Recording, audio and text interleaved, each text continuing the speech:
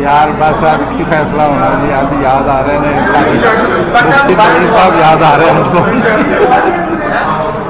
बड़े कमजोर लोग ने, सच्ची बात है। इतने असी तो बड़ा उन्होंने कहा तुम ऐलान करते चल नहीं है, एवं गवाइयाँ जड़ियाँ ना पूछा दी कोई उन्होंने हकीकत नहीं। लेकिन वो जरा ना दौरा पिया किश्ती का वहदत का, तो वो वजह से देखो 11 से 11:15 11:30 बस वो, हालांकि बड़ा क्लीयर सीगा भी नहीं है, सारे उपटंड है, लेकिन हल है नहीं वो बस वो इस गल से अड़िया नहीं जी नहीं गवाइयाँ आ गई, दोनों कमेटी आ गई, वो आ गई, वो आ गई। देखो चंद खाता नहीं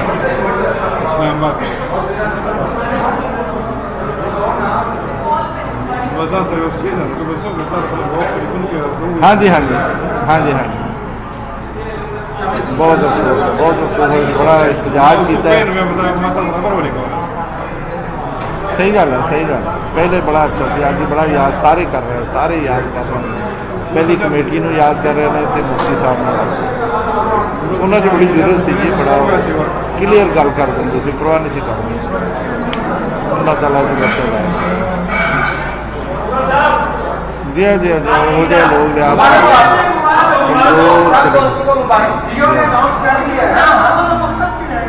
ओके बस लगे आ गए।